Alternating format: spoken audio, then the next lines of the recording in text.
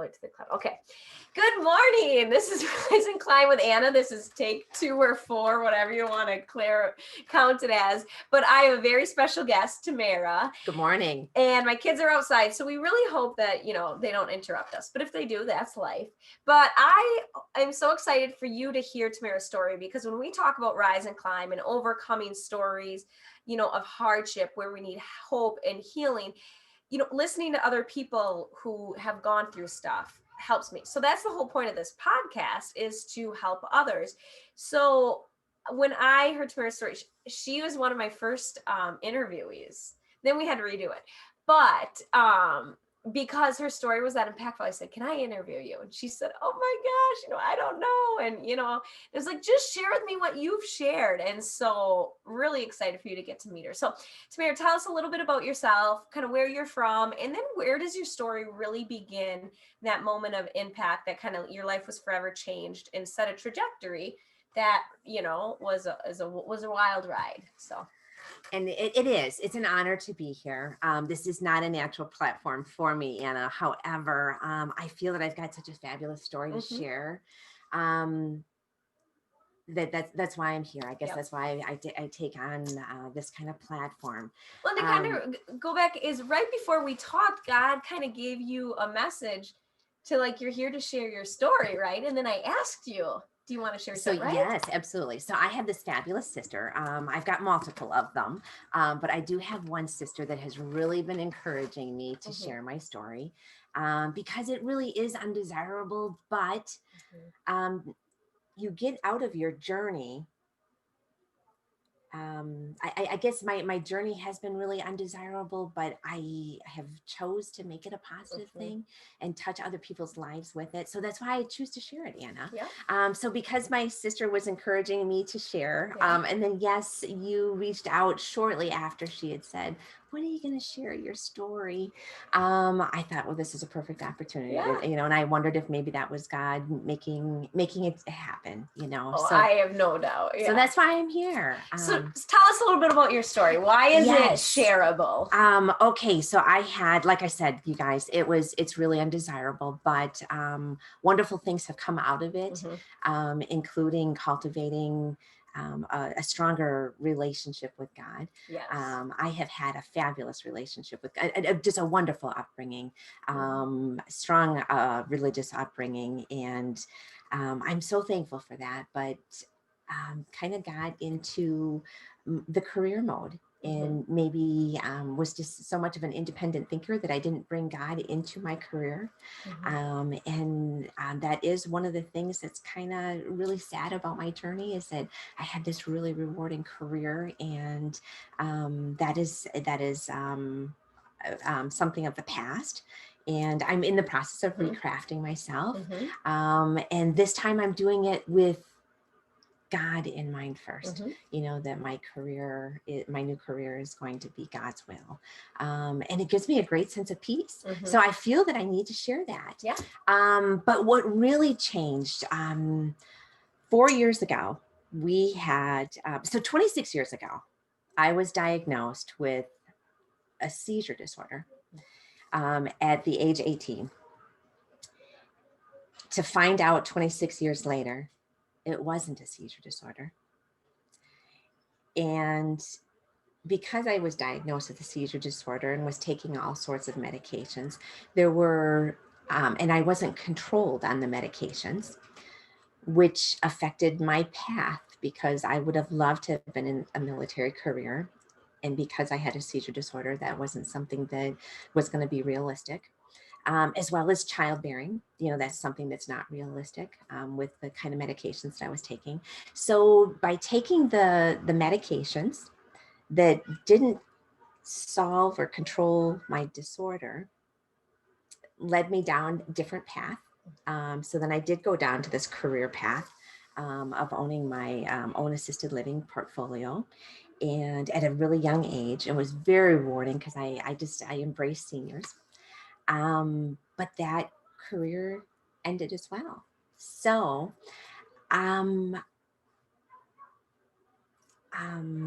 so you were at a crossroads in life, but let's go into that health part of your journey. So Which brings into another tragic moment in your life that revealed that you did not have a seizure disorder. So let's dive into that. So when I was diagnosed with a seizure disorder, took lots of medications, went on with life like that for 26 years. So I feel like I'm a total blessing that I am here today, because for 26 years, I had an undiagnosed cardiac disorder, not a seizure disorder. So I feel like I'm a miracle, because through those 26 years, I was having cardiac issues that we call seizures. So I'm a miracle, because how many cardiac patients make it 26 years being untreated, right? So I feel that I'm a miracle because of that reason. So, hence the reason that God just wasn't ready for me yet, Still had plans for you yeah, here. still had plans for me here. My job here just wasn't done, however, so what took place that let us know that it wasn't a seizure disorder was we had a house fire 4 years ago. And this wasn't just your average house. Tell a little bit about this. It's so bittersweet. When I sold the business in Green Bay, I relocated to the Milwaukee market, and that's where I met my husband. We were walking partners, where he was walking his dog, I was walking my dog, and at the time our dogs were just real puppies, and we collided one day on this undeveloped parcel. We collided, and 10 months later we got married on the beach in Hawaii. It was just fabulous. Yeah. So because God closed the door in Green Bay, and I had to reopen a new lifestyle in the Milwaukee area, came about was you met your husband, yes, and he had a dream for the house, right? Yes, absolutely. Yep. Thank you, Anna. That's what I'm here for. Get me back on track. Yeah. Did I mention that this isn't a natural platform for me? I think she's doing great. Yeah, so we had this dream. So we lived in the community, in a subdivision. But yes, we've always had a goal to have a log home. So we did. We found a log home. My husband found a log home for us in a rural community, out in the country, out in God's country. It's just gorgeous. It needed some rehab because it hadn't had any maintenance for quite some time. So we rehabbed it and got it to our goal was, my husband's goal was to be in Better Homes and Gardens magazine in 5 years. And we reached our goal.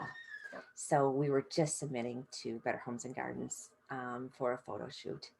And the week that they were scheduled to come prior, we had a house fire. Jason and I were on vacation in Florida, and we'd hired someone to take care of the dogs. And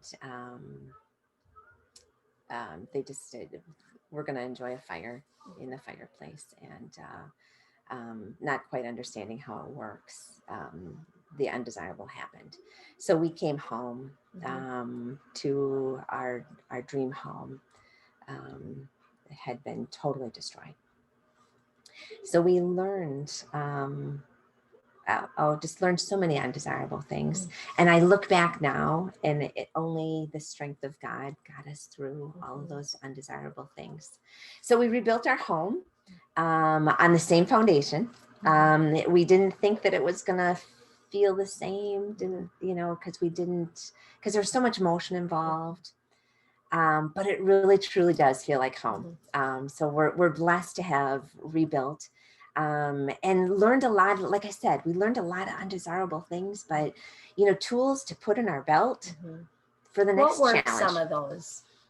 Because, when I hear that story, I think, well, first of all, it takes remarkable just forgiveness, because it's an accident, and those should have, could have, would haves, so that sort of thing. But just even, I've never gone through losing everything, and kind of for people who haven't, what are some takeaways that if we know somebody who's in the midst of that, what are tangible ways and things that help in that moment? it's devastating to be homeless. We had no place to stay. Devastating. And we had 2 large dogs. So a unique situation, because who's going to welcome 2 large dogs? Yeah. While you was- wait to figure out where you're going to build next, if you can build there. Yeah, all the unknowns, you know, that bring fear.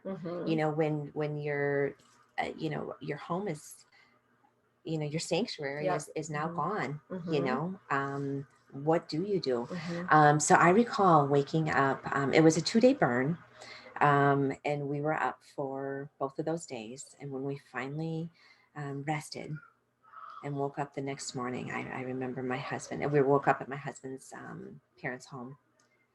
And I remember my husband saying to me, "So, what are you going to wear today?" And I looked up at the ceiling and said, "I suppose the same thing as you," because we didn't have anything. We didn't even have clothes. We just didn't have anything. So it was devastating to be, and this, you know, someone of my age with nothing. You know, not even clothing. Another thing that, you know, so the things that we take for granted that you don't even have to think about. You might wonder what you're going to wear, but you know what you can wear. Yes, absolutely. You know, where you have something to choose from. Yes, exactly. We had nothing to choose from, you know. I will also state that, you know, we went to, or I went back to school 2 days later, because I was in school at the time. And Jason went back to work 2 days later. And I called my guidance counselor. I was in an accelerated program, so it wasn't, the expectation was that you had to have your assignment done on the week 1, and you couldn't miss any of the classes because it was an accelerated program. And I just didn't think that I was going to be able to go. But the grace of God, 2 days later, I was back at school.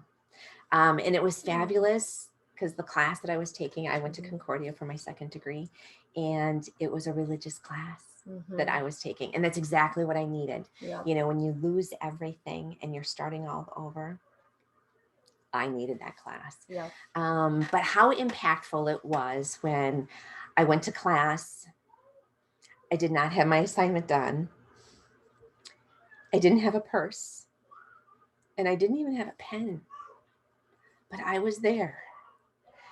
And just by being there. So, I mean, talk about the simple things we didn't have. I mean, a purse. I didn't have a purse. I mean, I didn't even have a pen, you know? So, I mean, you lose everything. But it was so impactful when the professor had called off was doing roll call, called off my name, and had said, "Oh, she's not going to be here today."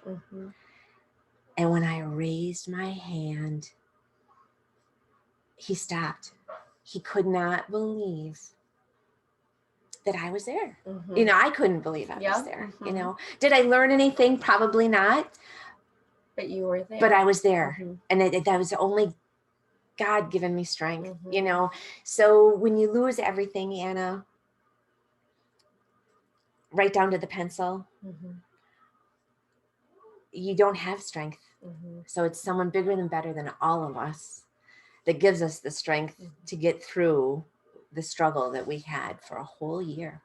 Not just with the rebuild, but learning how a large loss works with insurance. So I look back and I thank God that we had the strength, that he gave us the strength to get through the process. So, and that was just kind of the beginning of another struggle, because the stress of all of that led to more health issues. Right. So it kind of opened a can of worms. It did. So the stress of the house fire acerbated what we thought at the time were seizures. And I was seizuring up to 10 times a day. My husband travels excessively, so I spent a lot of time alone. So there was a lot of activity that was taking place that was really undesirable, that if it would have taken place long term, or something really bad would have taken place, I would have been laying long term without medical attention. So once again, I am a miracle. God just has not finished my responsibilities here yet. So so one day it was 10:30 in the morning. I am a very early morning riser, and it was 10:30 in the morning and I could not get out of bed. I was coming in and out of consciousness. Couldn't even grab my phone that was just right next to my bed. Finally got to the phone and called one of my girlfriends that's a retired nurse. She stayed with me until Jason was available. Jason got home immediately, and that's where we started our long journey of the medical system. So we finally, but this is just such another God thing, Anna. You know, there's so many God stories through this whole process. You know, I wish there was time to share all of them. We can have you back again. Well, I love to share happy. Yeah. I really truly do. I feel that that's my purpose, to share happy, and let people know that life goes on after trauma. And you know, and it just puts tools in your belt to use for the next struggle. Because, you know, we're not guaranteed a struggle-free life, but we're guaranteed the tools to get through life. And I feel that I've got a plethora of them. Yes. Rise and climb. You have very strong leg climbing muscles. That's, you know, definitely. So we were at the big medical center in Milwaukee late at night, and I had an EKG on and an EEG. So they were looking for brain activity as well as cardiac activity. And it was really late in the evening. My husband had just excused himself and was pulling out of the parking garage. And I had a seizure with all of the equipment on. And the physician came in. He was great. He came in and he was all pumped up. Yeah. And he said, "Yes," as I'm laying in this bed, exhausted. Yeah. And he said, "It's not neurological at all. This is all cardiac related." So that was fabulous. I mean, it was just drastically different path that we were going down now. And hope. But so now we know what's wrong. You know, so if anything desirable came out of the house fire, I got a solid diagnosis. Yeah. And my health is fabulous. Now. So, you know, always looking at the positive. You know, so something really positive and just ecstatic came out of the house fire. Because of the stress, now I have a pacemaker. However, the pacemaker came at an expense. So we got the pacemaker. My husband came back from the parking garage when I called him and told him the fabulous news that we got a solid diagnosis. You know, after 26 years of thinking it's a seizure disorder, we've got a solid diagnosis and a plan moving forward. So my husband did come back and spend the rest of the night with me. So we got a pacemaker, and 1 in a million pacemaker insertions go bad. So I can literally say, so special. I'm one in a million. My pacemaker insertion didn't go as planned. How a pacemaker works is, you know, you've got wires that go into your heart muscle, that screw into your heart muscle, with just a standard screw. The screw just went a little too deep into the muscle, and it actually popped and penetrated my heart. So, and it wasn't caught until we were discharged. So I was discharged probably 3, 4, 5 days later. And going home really excited. Yeah, went home really excited. And wasn't successful at home. And it was a Friday night. We had just had some guests just excuse themselves, and I just didn't feel well. So I put a cold compress over my unit. And then I just started floundering like a fish. Fell back on the sofa. And my husband had called my sister back and said, "You got to come back now." So he got me into the truck and away to Milwaukee we went. And he held me the whole way. My sister drove. He held me the whole way. And what's amazing, Anna, my husband had a plan. He knew that because of where we lived, if we called 911, they would have to transfer me to a different unit, which would delay me getting medical care. So he took it upon himself. I mean, he had this all planned out, you know. And he's not medical focused Yeah. at all, but he's just a husband with a great purpose and a Mhm. sick wife. So we got in the truck.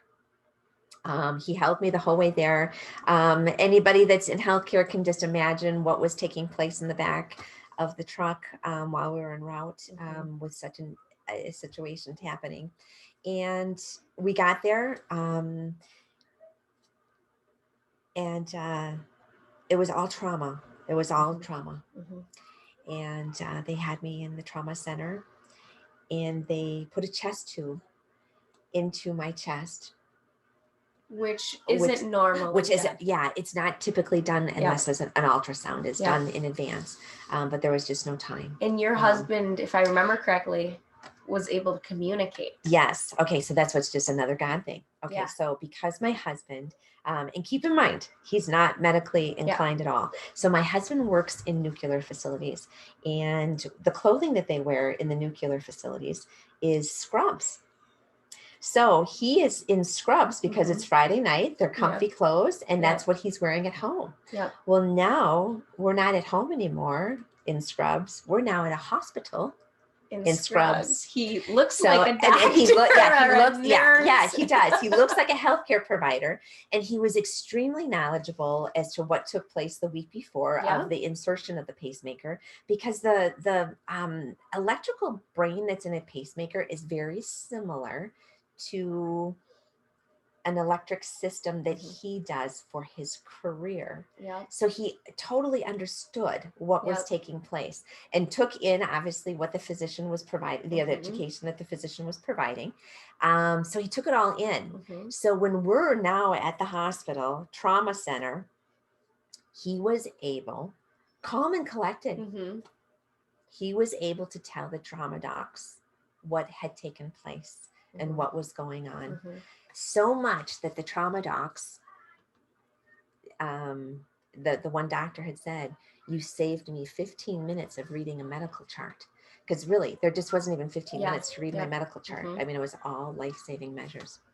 And doctors being amazing, and nurses, the ultrasound techs, I mean, all the professionals that were involved were amazing, and sustained life through in the simultaneously while they were sustaining life, they were doing things to my body that were harmful, but they had to. One of the things that was really neat, they just did so many amazing things to sustain my life.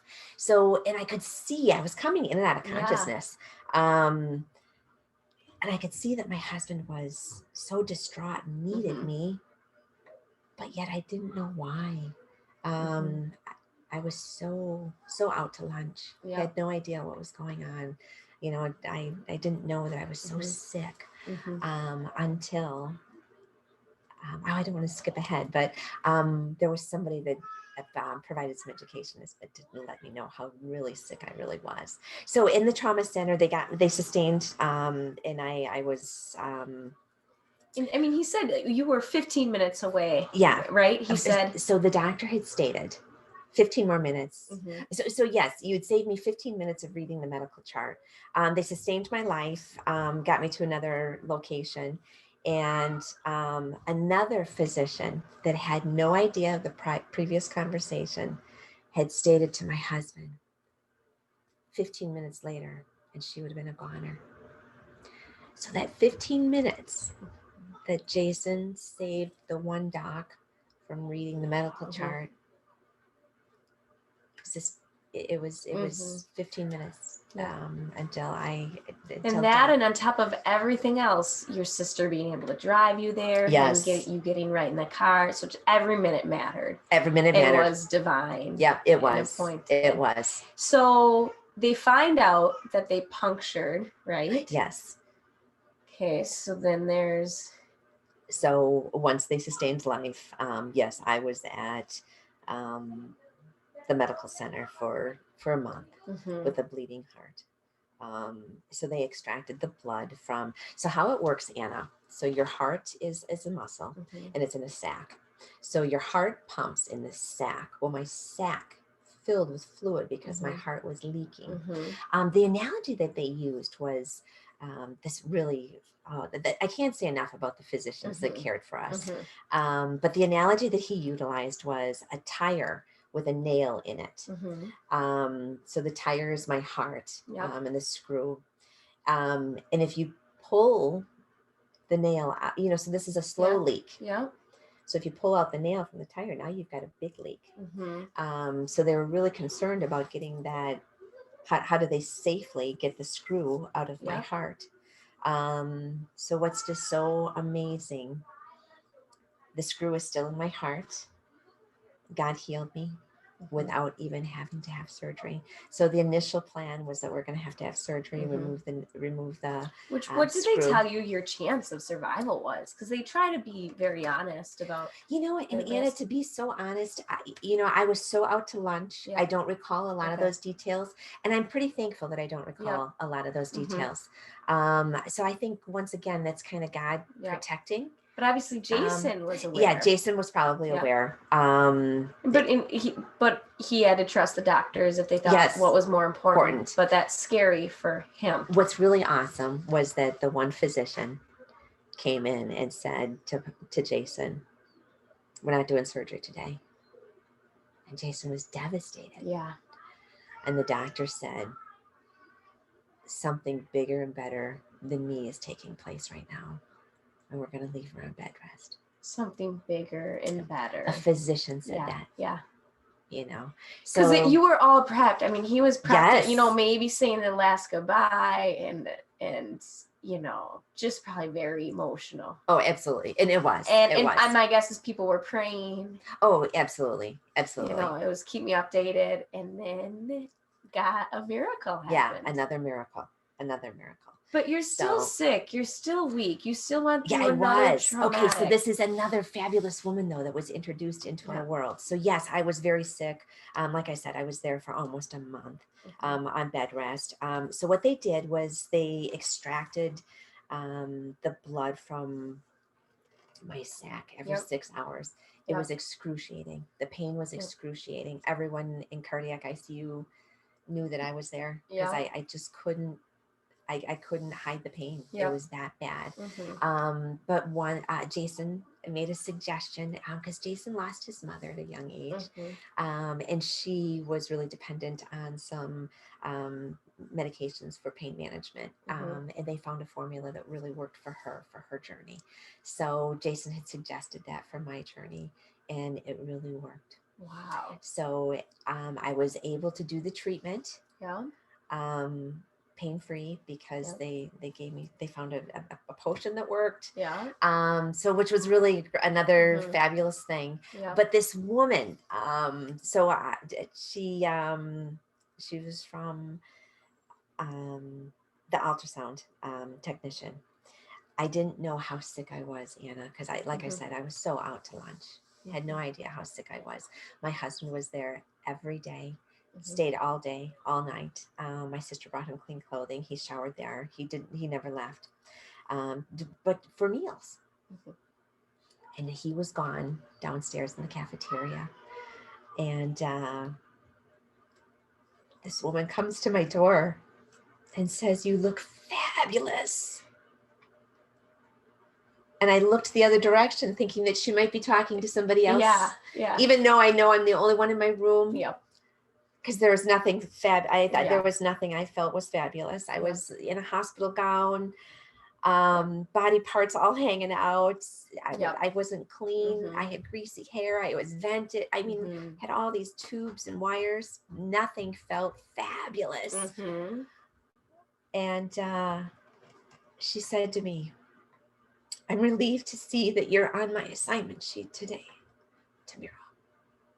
So she was at the trauma situation. And she just didn't think I was going to make it. And at that time, she had shared with me that she thought I was 80 years old upon admission. I looked that poor. So she was so ecstatic that I was still there. So yes, so fabulous had a whole new meaning to me. And anyone that knows me, I use that term all the time because life is fabulous. I have had an opportunity to have multiple bad days since that Mhm. really nasty day. And I feel fortunate to have opportunities at bad days, because Yep. I almost didn't have an opportunity to have another Yep. bad day, so it was, yeah, a whole new Yeah. meaning. Fabulous has a whole new meaning. A couple other God stories that took place along the way. People reached out to us, strangers, at times where I really needed it, but they didn't know. Yep. So people just being good humans, reaching out, just really impacted my life. And Anna, this one man, I call him my blue collar angel. Have no idea who he is. I went to, because we were homeless. So now I guess I'm going back to the house fire. We're homeless. I am now learning what it's like to do the laundry at a laundromat.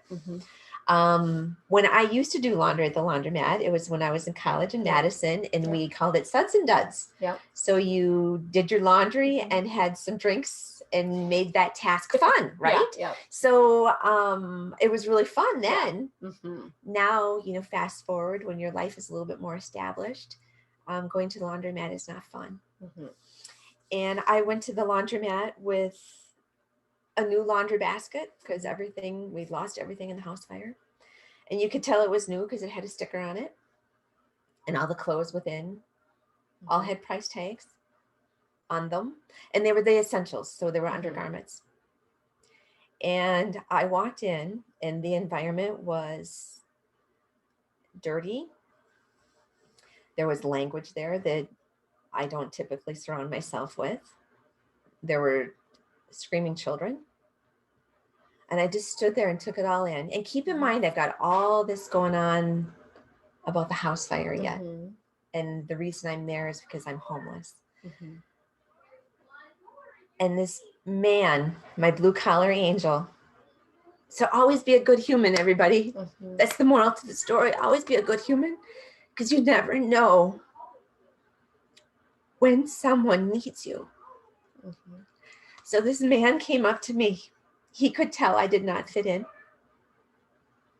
And he says to me, the washers are over there. The dryers are over here. You can get some change over there. By the amount of clothing that you have in your basket, you'll probably need about $5. This takes quarters. So he provided education. He orientated me to the facility that I was in. Because if it wasn't for that blue collar angel, Anna, I would have left. Not have washed any of the clothing. It was devastating. But because he was such a good little human, and he could tell I was just not in the right place, I executed that task. So once again, audience, just be good humans.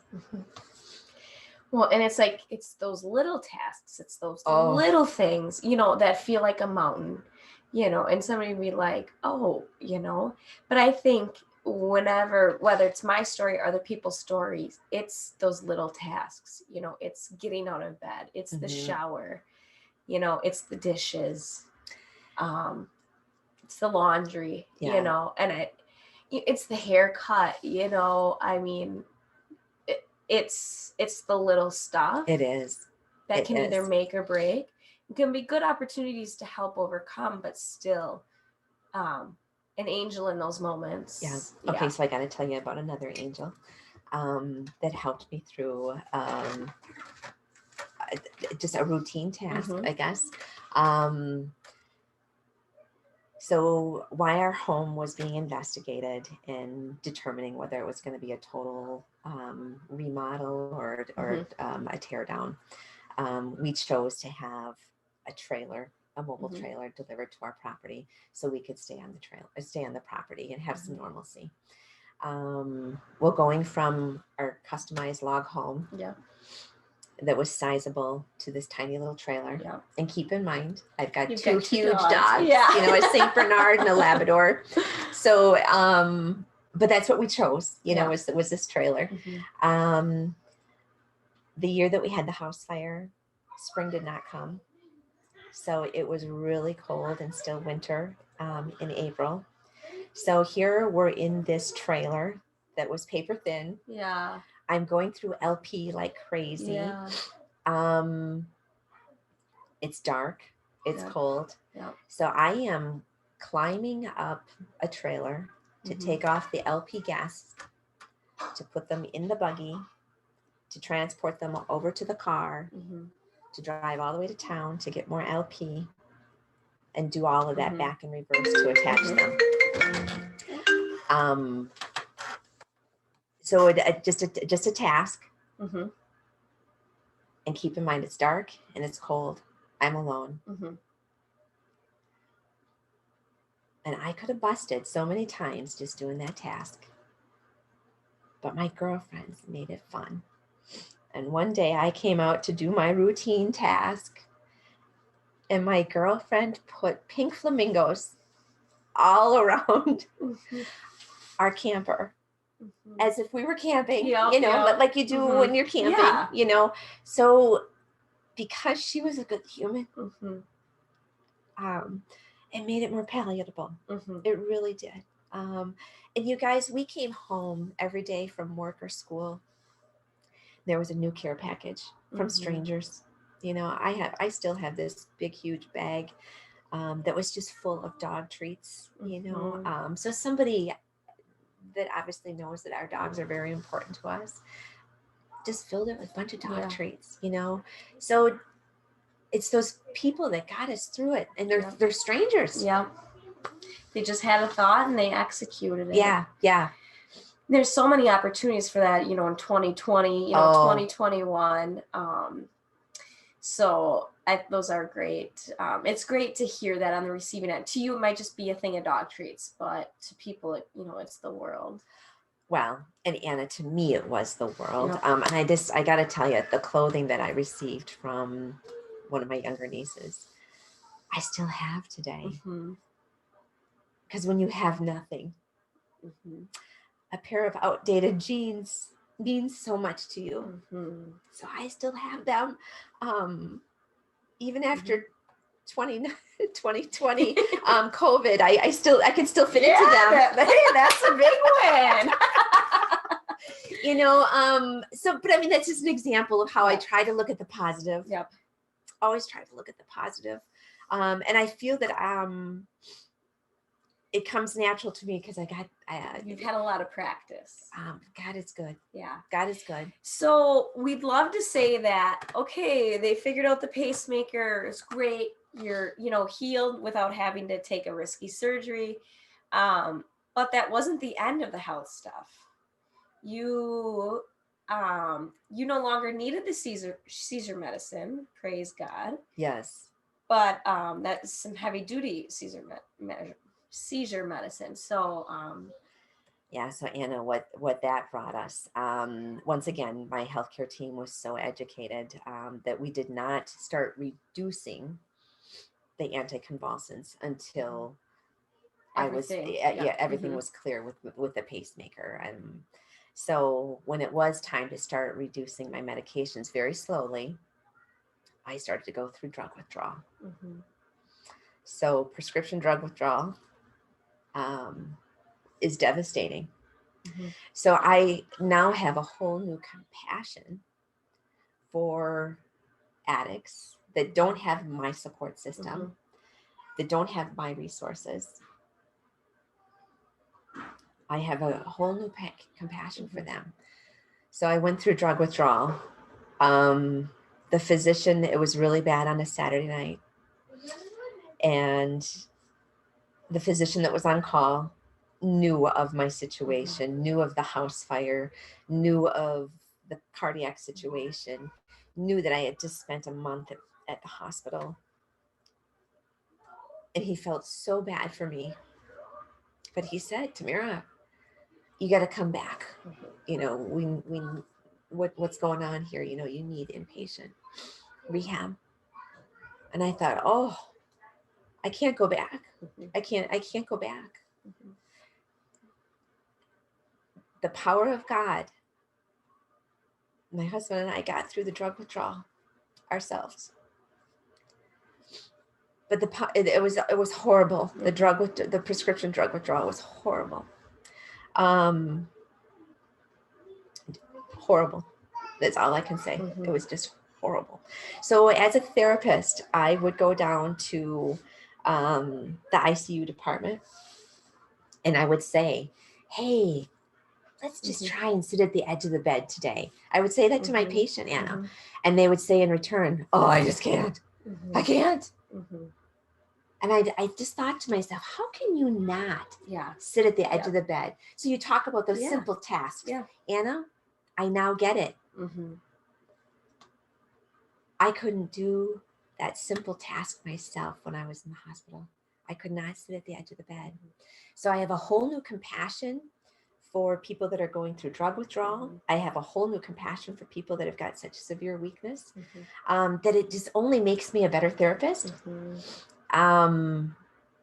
It makes me a better human. It really does. So that's how I choose to look at my journey, as undesirable as it's been. And you guys, this is only a few things that have happened in my journey. There has been a lot of other ugly that most people don't experience in a lifetime. But it's just the power of God, you can choose what you're going to make of every day. And I choose to use my journey, as undesirable as it is. I choose to use that today for your audience, for hope. And before we got started, Tamara, you were so excited. You're like, I'm still on this high, and because this might not seem like a big deal, to most people.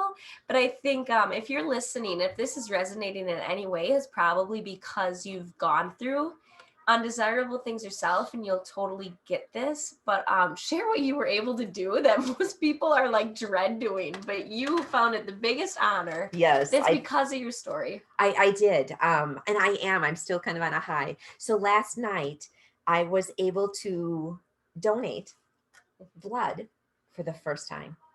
I've never been eligible because of the medications. Yep. And now that I'm no longer taking the medications, I was eligible to donate blood last night. And it was just so empowering to be able to, because I'm a caregiver, right? Yeah. So that you want to serve. Yeah, you want to serve, you want to help people. And here I was told for so many years that I couldn't, 26 years that I couldn't because of the medication, and you just accept it and move on. Yeah. So now that I'm eligible to donate blood, I was the happiest person. It was at St. Olaf's Church in Rubicon is where I donated last night. I was so ecstatic, and I obviously interacted with two professionals, and had an opportunity to share with them why I was so excited to be there. So I hopefully touched their lives with my story, as well. So so you talk about the simple things in life, meaning so much more. So yes, being able to donate was huge, to be able to help somebody, but also, Anna, to be able to do something that I've been told all my life I can't do. It's a sense of empowering, freedom. I can do this now, so it was really exciting. It was exciting. And then to touch people's lives simultaneously. And I couldn't, the gentleman, my conversation wasn't intended for him, but he was right next to me. So I know he could hear what I was saying, because I don't have a quiet voice. So I know he could hear what I was saying. So hopefully something touched him too, and you just spread that happiness. Well, and I think that's the power of overcoming tragedy, is the joy that can come is exponential. Just the lives that you touch. I just think it's not even multiplied. It's exponential of who that hits. I mean, between this and that gentleman, and those women, and being empowered in their job, and then you just don't even know I mean, who's receiving the blood and Yeah. everything like that. Yeah. Yeah. Yep. And that's just one story. That's just one example. So just be a good human and do the right thing. Listen to those nudges, I think. Yes. When you're prompted, oh, maybe I should do this. That's probably a really good idea. Yeah. If it's nice for somebody else. Yeah. Okay, so I feel like you gave us tons of nuggets of, I mean, that rising, you've risen after, grief of just being hurt. You'll never be able to do things that you've always wanted to do. You've risen from, wrong disorder, then medical, I don't want to say malpractice, but like, medical practice that went wrong, to, having to heal from another surgery, to drug withdrawal, to losing a home. And that's just, those are the highlights. Yeah. Thank you. So lots of grief, lots of uphill climbs. And I feel like even once you hit a mountaintop, there's the next mountain you see. So what is being a kind human, spreading joy, but is there anything else that you want people to know? Any tool that sticks out?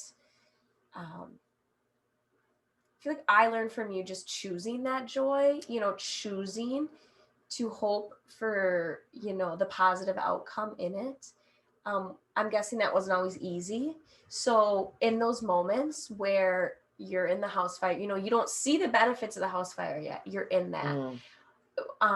What would you say is that tool to somebody that's in it and not in the other side of it yet? Anna, that it was just a plethora of tools, I guess, that got us through. It probably wasn't just one. It was definitely the support of others helping us. Yeah, Anna, I wish I had a really good, solid answer. Just having, we weren't ever alone, we had God. God through other people. God through, you know what, Anna, that's fabulous, because that's exactly what it is. God through other people, because we didn't have, we had so much going on up here that our focus was different. Yep. So God through other people. Yep. It was just, yeah. So I think, that's, something, if you know of somebody who's going through something hard, I think never underestimate the meal, a little care package, a note, but even a smile, and I've even, just smiling at people in the store, looking them in the eye, just those things, I think, just not underestimating the power of that. Oh, absolutely. Absolutely. Just a kind gesture. Yep. Somebody opening the door. Noticing somebody, telling them where the laundry is. My blue collar angel was fabulous. Another person that was so fabulous is Jason and I were going to a wedding. It was our first fun event after the accident, after the fire. And we weren't extremely excited to go. We were pulling out of the driveway. We had just learned that a house was going to be a demo, and now we're homeless. We can't live in the trailer for a year while our specialty home is being crafted. We know that we've got to find a place to live. Where are we going to go with 2 large dogs? And it was just fabulous. We pulled out of our long driveway, and the house in front of that's across the road, the gentleman had passed away a couple of years before. And his daughter hadn't had an opportunity. There was a travel barrier. Hadn't had an opportunity to take care of his things yet. So Jason and I looked at each other and we're like, oh my gosh, maybe we can rent Kenny's house. Yeah. And it just was another God thing. So we went to our event and we had just a little hope in us. Yeah. Hey, an idea. Yeah, an idea, a step in the right direction, right? So we enjoyed our evening out with other individuals. And then the next morning, it was a Sunday morning, I went over so the daughter that lives in California happened to be home that weekend at her dad's. And I went over to her home to approach her to rent. And I said to her, "You probably know why we're here." And she said, "For the same reason that I came to your trailer last night, Tamara." So she wanted to help us too. So it was fabulous. So, which is another bad thing because, we talk about the little things in the routine. It was really crazy that we were coming home from school or work, coming home for the day, but home was in a different location. It wasn't the typical route that we took to get home. So it really affected our psyche because we were done for the day, but we weren't going home. So now we're living in this home that is right across the street from our home. So when we are completed with our day, we were going home the same route. So it's just those little things. And the woman that was the landlord at the time, the owner, our situation was very public, Anna. And we're very private people. We live in the country for a reason. And it was really public. So that was really hard. And our landlord, Carrie, she gave us all the privacy we needed. She left us alone. It was wonderful. So we moved into this home that was fully furnished, right down to the toilet paper, when we had nothing. It was fully furnished. It was huge. It was just wonderful. It was just such a God thing. It was such a God thing. You're not filling up LP tanks. Yes, absolutely. And in the dark and the cold, on an incline, and transferring. Because, the LP tanks, they come off easy because they're empty. But when you put them back on, they're 80 pounds a piece in the ice, in the cold, in the dark, so it's And it's just those reminders that, of the grief. Yes. And, it's those hard things, you can't get it on and you're just, and you're mad, and it's so easy to say, why God, why us, why me? But then to just see, God provide in other ways. And God did. That house wouldn't have been that sweet had you not gone through the LP tanks, those thin walls. Yeah, absolutely, Anna. Yeah, absolutely. Well, I hope you guys, this is probably the third or fourth time I've heard this now because we recorded this before and we had to re-record and I'm still crying, so this is... And I get emotional as well because because it is. But so real on many levels, the relationship, the fear of, I, even when I was crying, it's just like in that moment, thinking of your sister driving and just hearing your sister in the back seat and I gotta drive. I just gotta drive, It's so real. And this is my sister, Anna, that is a sweetheart. She's not, she's not somebody that would typically drive 95 miles an hour down the highway. She's a rule follower, but when called upon, she just did it. My sister is she was fabulous because we were on vacation. We weren't even at home when the house ignited. So my sister and her husband acted on our behalf. So she's the one that stood outside in the cold and watched our home burn helplessly, so it's affected her as well.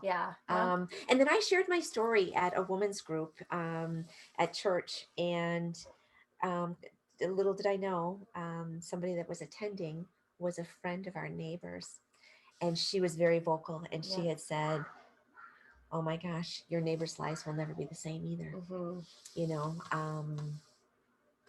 So when you feel like you're in it alone, you're not.